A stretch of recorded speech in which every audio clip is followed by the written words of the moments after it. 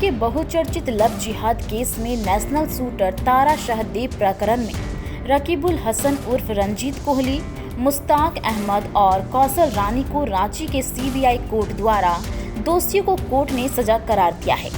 बता दें कि रांची न्यायालय में तकरीबन 9 सालों से चल रहे इस मामले में ट्रायल के बाद जुड़े तीनों अभियुक्त रंजीत कोहली उर्फ रकीबुल हसन को आजीवन कारावास की सजा सुनाई गई और 50,000 का जुर्माना लगाया गया।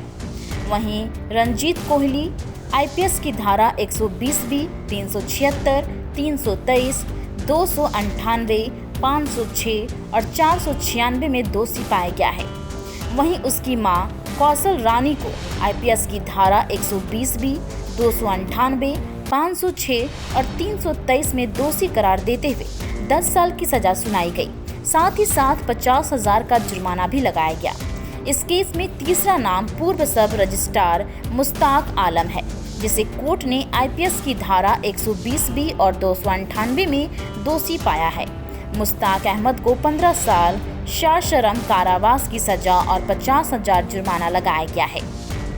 पर सुनवाई हुई, कौशल रानी को 10 साल का सजा हुआ है, रंजीत सिंह कोहली को लाइफ का इम्प्रिजमेंट है टिल डेथ इन कस्टडी, और जहां तक मुश्ताक अहमद का सवाल है उन पर 15 ईयर्स है, 15 ईयर्स का सजा है under section 376, 120B read with section 376। ठीक है ना। ये हम लोग अपील करेंगे इसमें, जो पहले भी हमने कहा था, और सफिशिएंट ग्राउंड है for appeal. I think will get justice in appeal also. Okay. क्या कुछ कहा कोर्ट ने कुछ नहीं कहा। हमने कहा था कि भाई आप लीनियंट व्यू लीजिए, फैमिली डिस्प्यूट्स का मैटर था और उसमें इस तरह का केस हुआ है, और ये बहुत हीनियस क्राइम नहीं है, लेकिन anyway that is the finding of the court. We don't have say anything about this judgment, but suddenly will prefer appeal against that order before the high court. आखिर ये पूरा मामला क्या था और कोर्ट ने इस मामले में किस धाराओं के तहत ये सजा सुनाई है? देखिए, जहाँ तक लाइफ का सवाल है, जो भी मैक्सिमम पनिशमेंट जो हुआ है वो 376(2)(n) के तहत हुआ है।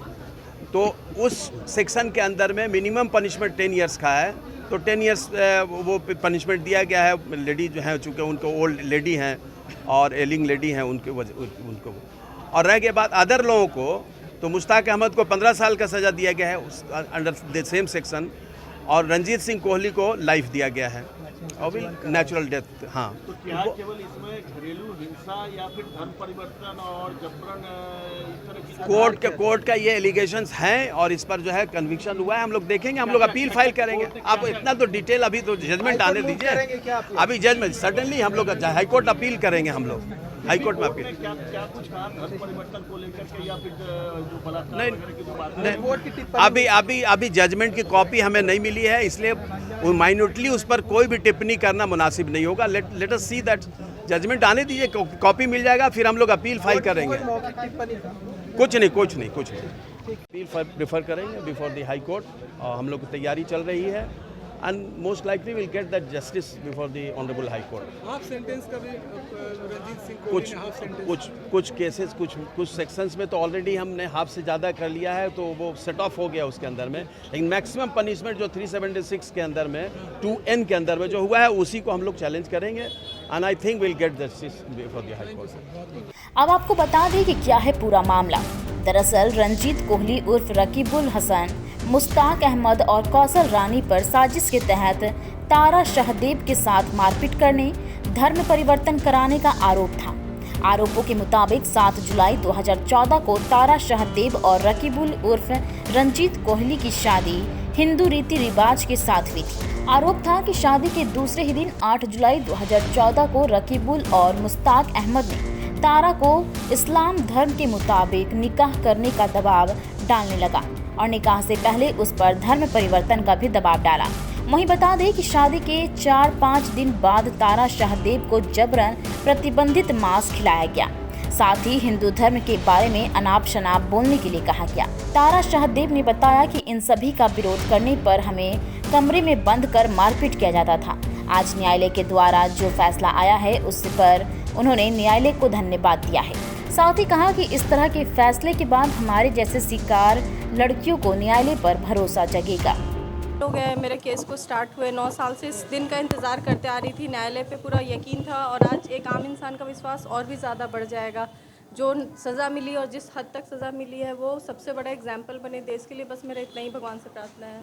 जिस तरीके से अदालत से फैसला आया है तो क्या आगे जिस तरीके से घटनाएं घट रही हो उसमें क्या अंकुश लगेगा?